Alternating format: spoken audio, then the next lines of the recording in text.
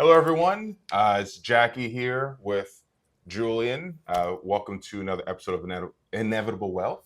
And we're going to talk today about inheritances or just unexpected windfalls, right? Because I think they all Exactly. They in a do go a sense little work the bit same. hand in Yeah. hand, certainly. So today, right, we're just going to make it easy math. We're going to say, hey, I inherited $1 million. What should I do next? Exactly. Now what? So it's a pretty emotionally challenging time, of course. But when you look at on the flip side, what you can actually put into place, we'll go through some things to take advantage of. All right. So first step in the playbook. So Julian, I'm gonna make you take the first question here. I just inherited $1 million. Obviously, a lot of emotions, a lot of things going across my mind. What should be the first thing someone thinks about or does? A little bit counterintuitive. First thing, do nothing, right? Don't buy a car. Don't quit your job. Don't make any massive lifestyle changes, right? Much like we talked about, it's very emotionally charged time. It's challenging if you've lost someone, or exciting if you've had a windfall, right, in a different manner. Put the money in a high yield savings account, short term treasuries for 3 months, 6 months. Give yourself time to see what you actually are looking to accomplish, right? Because if you start spending, it's very easy to see, 20, 30, 40, 50% of it dissipate because you spend it on a variety of things that you may not need for the long term, right? Or may not feel have a lasting impact. Yeah, that's a good point. And also, my ad, this is kind of like a bonus. You don't need to broadcast it either. Oh, absolutely. Never, right? never. Like you don't need to broadcast it. Just hey, you got it. Congrats. Put it. Stop and take the stuff. Any points to add to that? No, but you certainly want to keep it to yourself as much as possible. In regards to your, it's great to ask advisors for advice, but in regards to your network and your family and whatnot. So I'm gonna take number two. Yes, because this is something I think the last couple months I've been dealing with a lot of families is we'll say like also understand like the tax flavor or like the tax implications of that windfall. exactly. We have a couple folks who inherit funds from their family, and it might come into as like a $1 million inherited IRA, right? And $1 million in your bank account is much different from $1 million in inherited IRA, right? Because there's a lot of different rules. The first rule, which is the 10-year rule, right? So unless it's your spouse, if you inherit any dollars in a retirement account, you have to distribute those funds by the end of 10 years, right? And I think sometimes folks look at that a little bit different and they think they have time, they want to let the money grow. But if, again, you have $1 million and it's invested and it doubles over the next 10 years, now you have $2 million distribution looking down the pipe in 1 year. And those first couple years, I know we said wait till you make any big changes, but in those first couple years, if you're 20 or 30, right, your income's going to be lower than if you're 40 or 50, right? So sometimes it can make sense to take a little bit more out earlier, invest it in a Roth IRA, invest it in your Roth 401k, use it as taxable investments or on things that can materially help you increase your income. But that tax impact is so important, and your ability to control it, right, is fully in your hands at that point in time.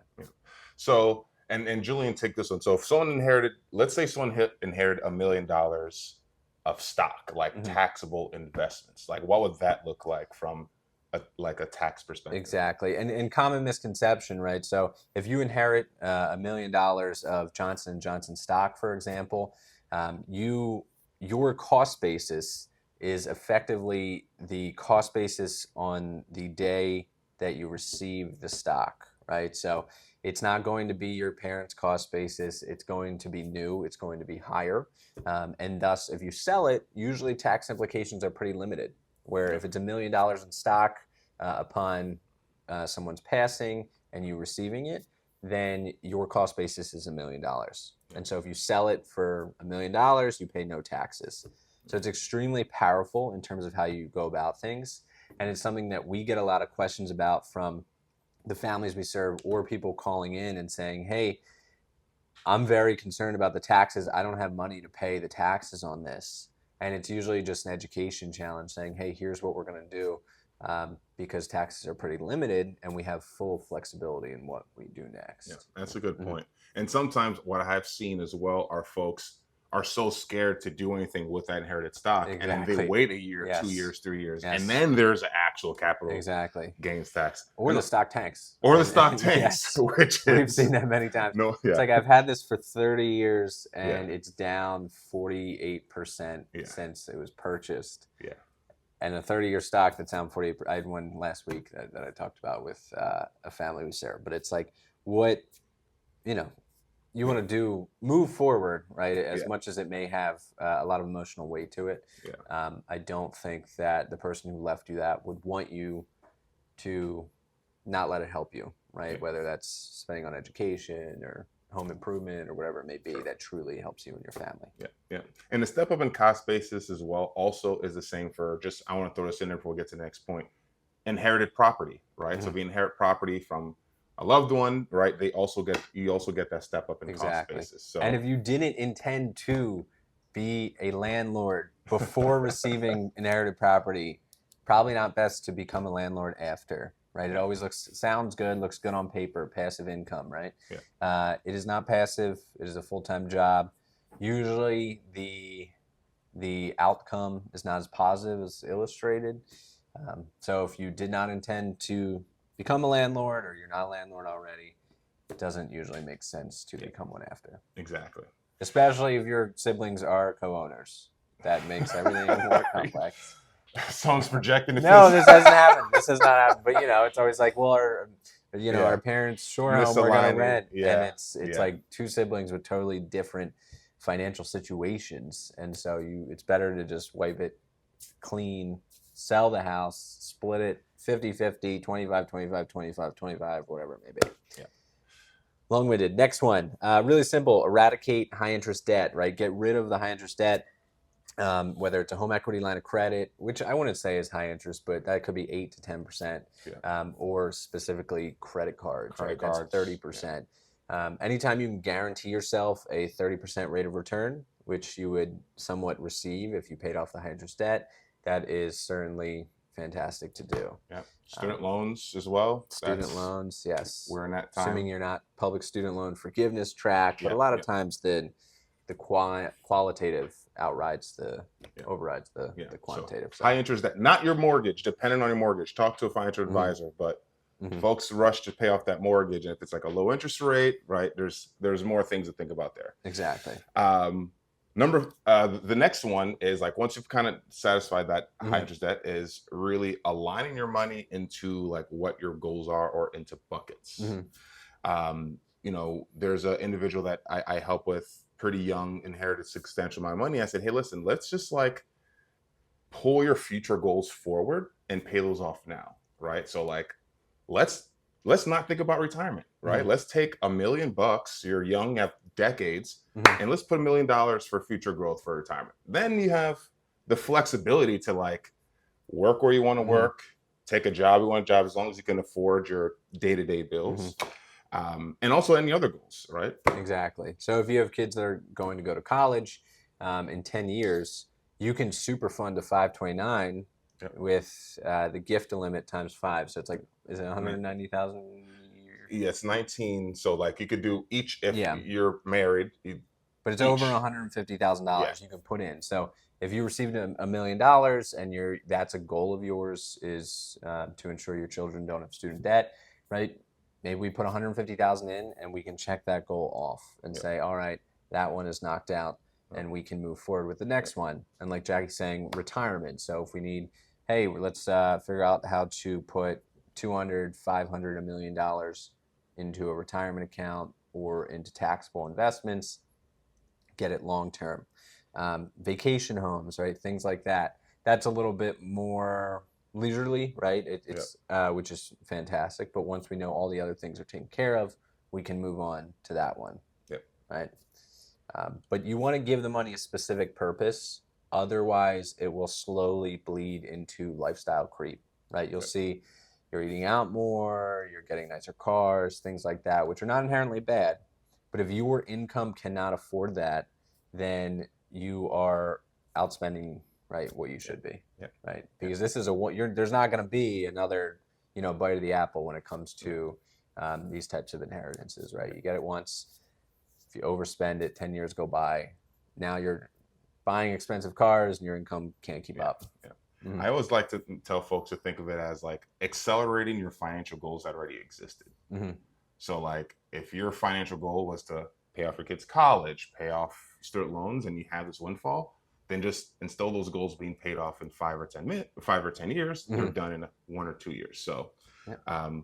just accelerate your existing financial goals. Exactly. Then we look to, when you look long term, right, constructing a diversified portfolio, right? A lot of times, and this also happens, folks equate this new financial, I don't want to say success, but this new financial situation with they may feel more skilled or more confident in how they go about things.